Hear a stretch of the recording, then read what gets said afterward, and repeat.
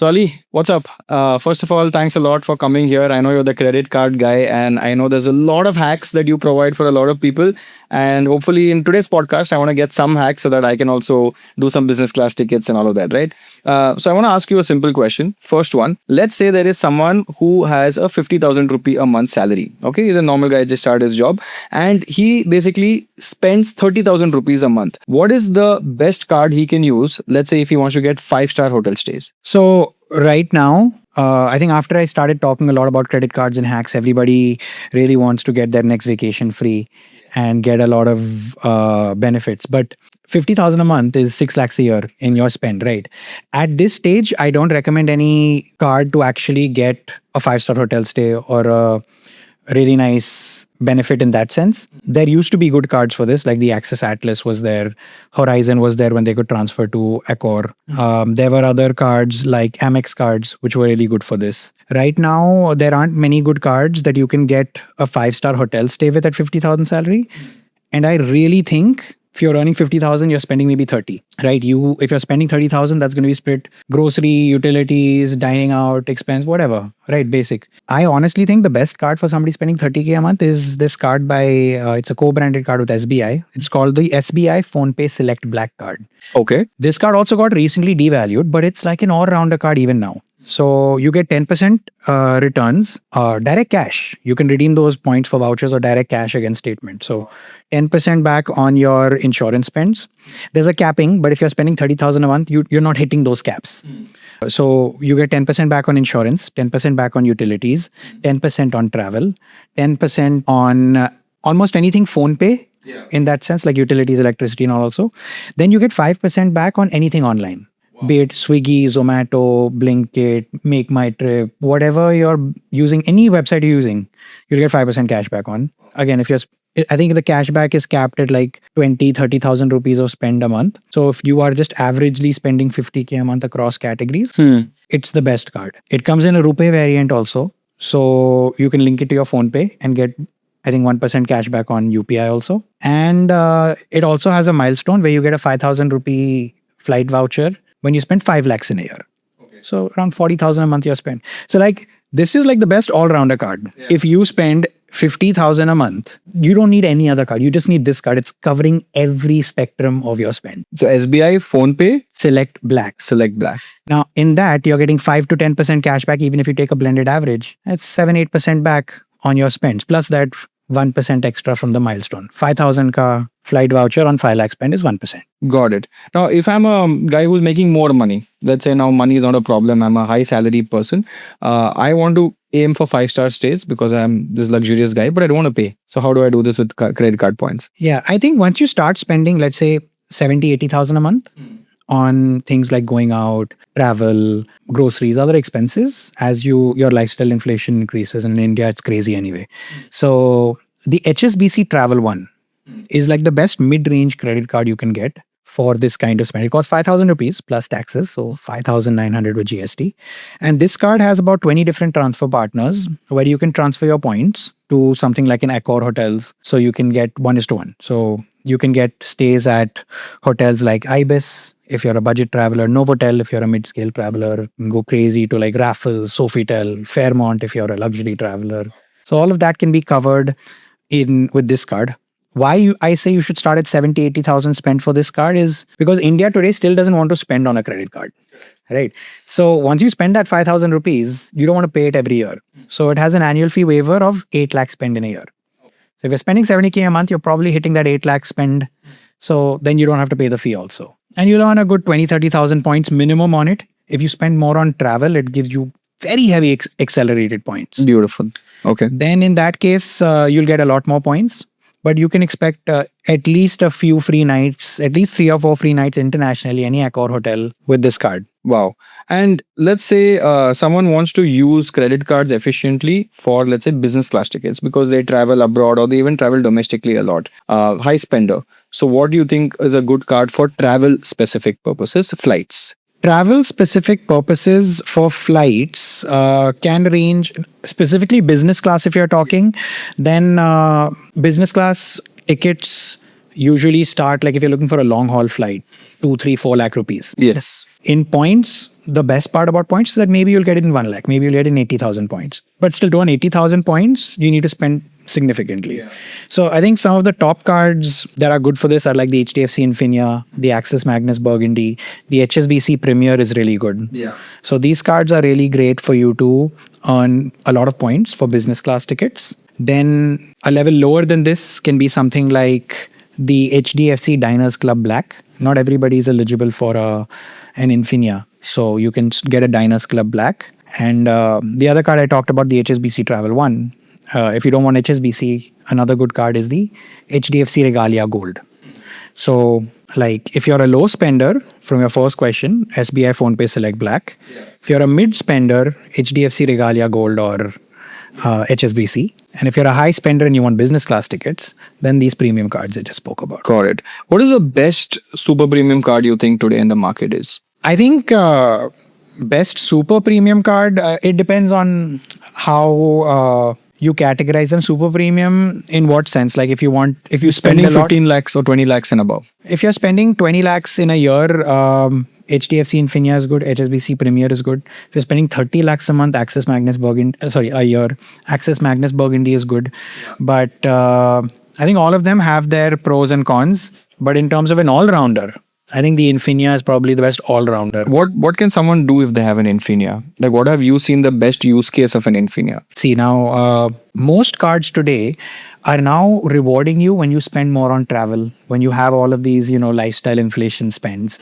So they give you points. But my whole mantra on credit cards has always been that where can I earn the maximum points on my day-to-day expenses so that my travel can become free. So what I really like about Infinia is that it's still one of the few cards that lets you buy vouchers and lets you get 16% back on a big basket voucher or an Amazon voucher, 12% on Amazon because there's some fees involved, but getting 12 to 16% back on my daily expenses, my Swiggy, my Amazon, my big basket. If I'm going to Chroma to buy anything for my house, I'll buy a voucher, get 16% back in points. That you can't do on other cards anymore. So I feel like Infinia is something where even if your regular spends are 50,000 a month, if you're able to use that on vouchers, you can get 16% back every month. That's 7,000 points. So by the end of the year, even somebody spending 50,000 a month sees, oh shit, I have 80,000 points. Correct. And that's when your business class ticket comes in. Wow, that's crazy.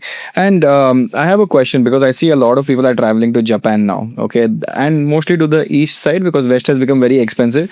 So how would someone hack their way into Japan? What are some good hacks? I think you also went, right, recently? I haven't gone. You want to go there? I want to go there, but I love Southeast Asia in general, like Thailand, Bali.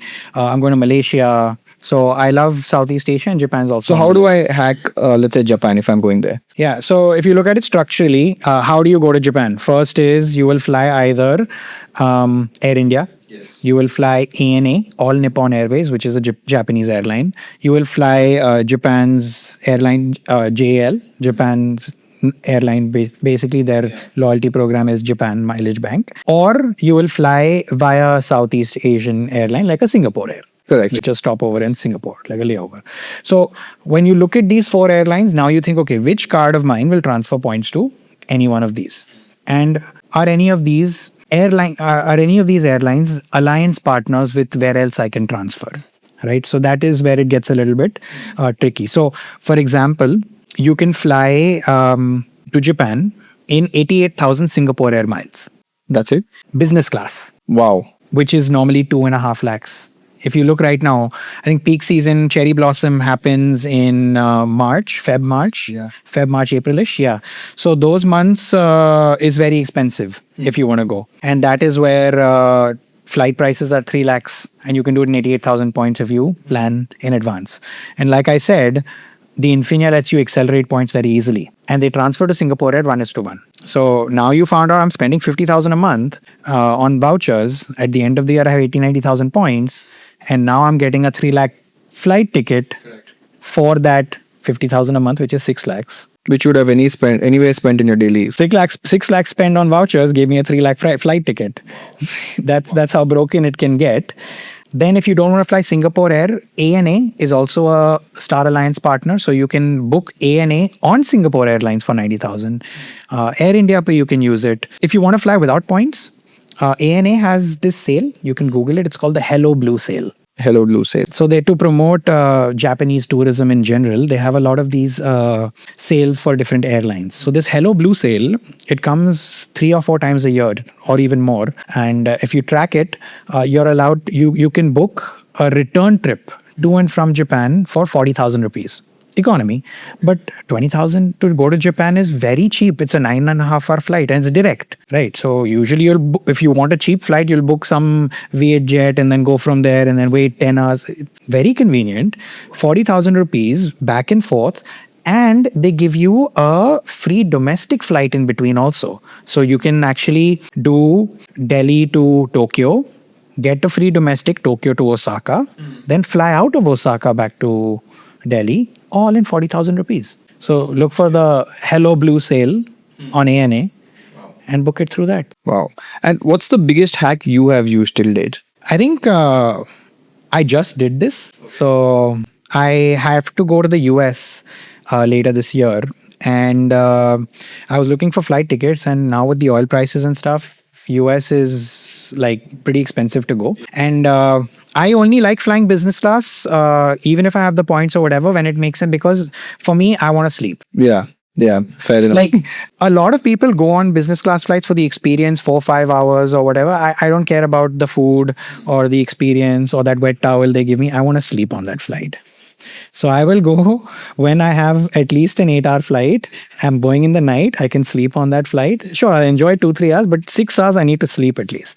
So now US is a 16-17 hour flight. Yeah. Now I was looking for options, couldn't find much. There's Air India that flies direct, and I wanted to fly Qatar Airways, the Q Suite.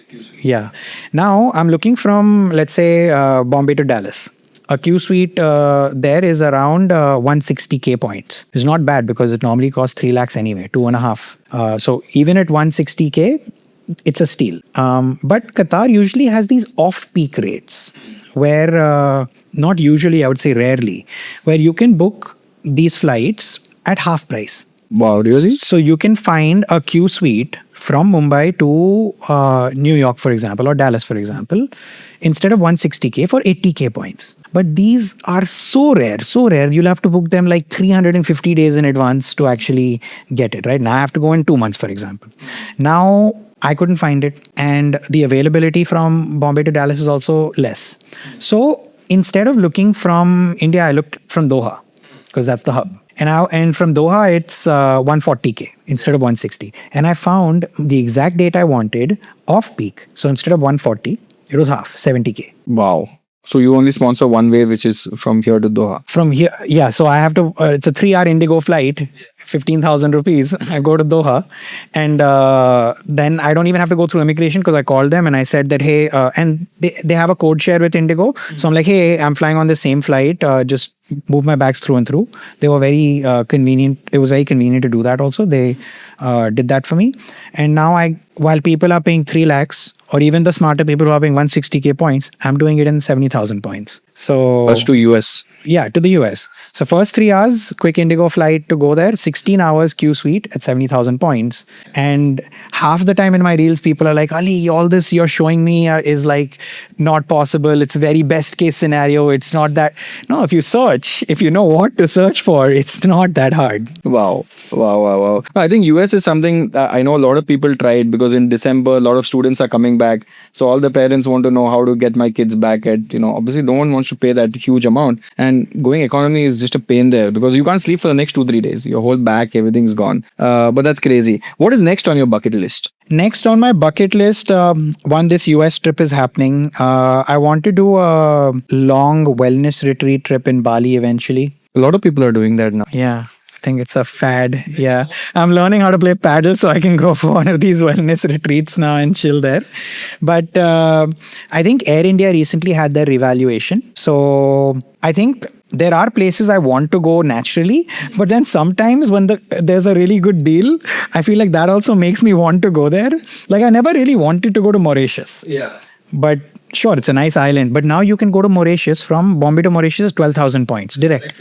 Direct Air India economy flight, 12,000 points. That's it. 12,000. It's normally 35,000, 40,000 rupees. Normally, when you think of something like a Mauritius, you're thinking expensive, rich, honeymoon. This is 2, 3 lakhs. So Accor hotels are cheap there. I think there's a Sofitel at 18K, and then flights are so cheap. So I can literally go and come back on a 7-day trip very cheap. Bali is 12,000 points, so that's on the bucket list. If I look for like a really wow factor in Bali, I want to stay at the Buahan, which is a banyan tree hotel. Really crazy hotel, 90,000 rupees a night, but I'll use my points and kind of stay there. So I think these are where I use my points for more experience driven things. A lot of people try to save money with their points, which is fine as well. But I'm like, what will I normally not spend for that I can use my points on? So I don't feel bad that I went on this trip. Yeah. Wow. That's crazy. Now, I want to ask one more question, little personal. What are the cards that you are using right now in your wallet? And what is your best card that you feel for you is the best? So I use currently 3 to 4 cards. One is the Axis Magnus Burgundy that I use only for certain months when I have heavy expenses. I recently bought a car, which is why I specifically got that card. Like sometimes my spends go to 2 lakhs, 3 lakhs. This card is only good if you spend 2.5 to 3 lakhs a month. For the audience, this card gives you around 5% in returns on the first 1.5 lakh that you spend on it. Anything above 1.5 lakh, it almost triples your returns.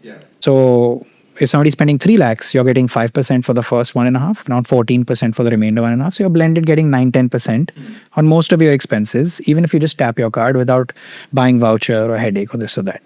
So when I had a 12 lakh car down payment, it became a very lucrative buy for me to get that card. But then I know that I am also sometimes getting influenced by the whole credit card spending. So I don't want to use that card. Oh, I just hit 1.5, let me spend 50K more. So that's why I don't spend on that card. So Burgundy. Then I have an Axis Atlas, which I also use on months that I don't want to use the Burgundy, or it's good for direct airline booking or direct hotel bookings. Third, I have the HDFC Biz Black. And fourth, I use the Times Black credit card by ICICI for some voucher buying and other things. And they come with good offers here and there. So I think normal return rate is 2% on that card. And they had some, if you spend 1 lakh, we'll give you a 5,000 rupee voucher. So it really adds up with certain months. So these are the 3 or 4 cards I use. My total favorite of this year and the last at least 6 months of swiping has been not the Burgundy, actually, it's the Biz Black. Biz Black, because of the beautiful spends that you get on the GST. Payments. And even without GST, I think you can buy vouchers for your other spends. It has 2 caps, by the way. You can earn accelerated points on GST. That's capped at 7,500. But then you can earn another 10,000 points accelerated on buying vouchers, on booking flights, on booking hotels. So using it optimally can get you 18,000 points a month at minimal spend. I think many people don't know how to use it optimally. Like even if you have the cards, you can't keep track of, because these guys keep changing a lot, right? And I think you just mentioned 2 cards, Atlas and Burgundy, which I would say was the darling of the card market in the last 2 years. And then they devalued it a lot, right? What is your take on it? Do you think it's still worth it? I don't think the cards are devalued at all. I love the Atlas. I love the Axis Magnus Burgundy. They have just become a little more difficult to use. Before it was a no-brainer. I just spend my money on this card. I move it to Accor. I have free stays. I don't have to search for flight availability. I'll fly revenue, no problem. And then when you're flying with family, and Indians in general love traveling with family. They have kids. They go with their parents, things like that. So using your points for flights became hard. You can't buy 4 business class tickets. And you can't find availability also for 4 business class tickets. So they're like, let me just spend my money on these flights, find economy seats, whatever. And then really, because one hotel room can accommodate at least 3 people. So it was very, very easy for people to just transfer their points to Accor, no brainer. And now when that's gone, people are just like, I don't know what to do. I don't know what to do. Like, now where do I stay? How do I get hotels? Now I'm just spoiled. So there is still so much value. Like you can take your wife, your kid, your parents to Bali, and it's 12,000 points Air India if you book in advance. A flight ticket to Bali is 30K. You're getting 2.5 rupee value, more than Accor. Correct. Right. And that's an economy flight. It's normally you would have spent 35K. So there are still pockets of value. It's just not as simple as anymore. Earlier it was very simple.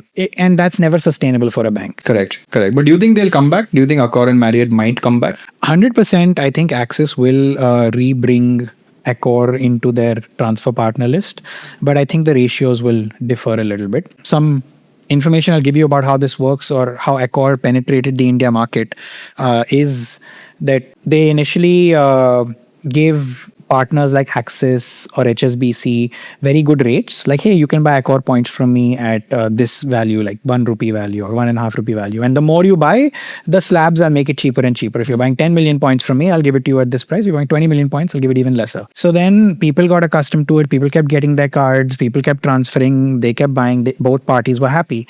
Then Accor, like any brand, started saying, okay, now I'm going to charge you double. So now it's becoming difficult for banks, and banks like, oh, if I remove this also, my users will get unhappy. Now I'll lose card acquisition. So they're trying to find a middle point to see how to keep the entire ecosystem happy. How does the bank make money? How does Accor make money? And how does the user still get value? Good benefits. Yeah, I think it was a good win-win for Accor because everyone was talking about it. And once you go stay there, you have to pay for food and all of that. So there are some incidentals coming there. You can pay those with points also, by the way. Yeah, I know. That means you don't have to do anything. You can go. It's too broken for the end consumer. That's crazy. Okay, I want to ask you one more question because this is a card that a lot of people have a question mark on. The Amex Platinum Charge, which is, let's say, worth 70K. Is it worth it in India? It depends on what your definition of worth it is. If 70,000 ka value. If you're saying that I will spend 66,000 plus GST, 78,000, almost 80K on this card, will I recover 80,000 back from it? In your first year, you can. In your first year, when you apply for this card, they will give you 60,000 rupees worth of Taj hotels or something or the other. You can even opt for points. Sometimes when you have another Amex, you'll get an email, hey, upgrade to Amex Platinum Charge at 100K points, 120K points. So first year, it's beneficial. At least you can make most of the money back. And then the other ways to actually get value from it, now that other cards aren't giving you so much on vouchers. If you're diligent in buying your vouchers, you get 5x points on buying vouchers. So Amex, if you do the math and calculation, gives you a 1.25 to 2.5 return rate percentage, right? So if you're buying vouchers, it's 6 to 12%. Then they have 10x partners as well. So if you fly Air India or you buy on Tata Click, you get 10x the points. Yeah. So 2.5 becomes 25% in returns. They have 20x partners also. So they have luxury partners. So if you want to buy like a Versace sunglass or like a bag for your wife that's 2 lakh rupees, you can get 1 lakh back in points. Yeah. So then it can be useful. It can be worth it in certain situations. But if you're just normally using it and getting 1-2% in returns, it's very hard to re-extract that value. I think the value in this card lies more in the lifestyle benefits it gives you. Sometimes the concierge can be handy when you call them for benefits.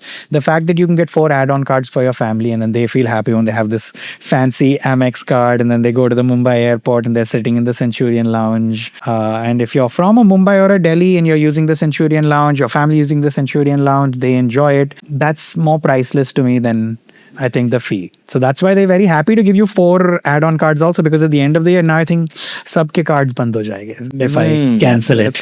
That's smart. Chal, I want to ask you one last question because you've given so many hacks.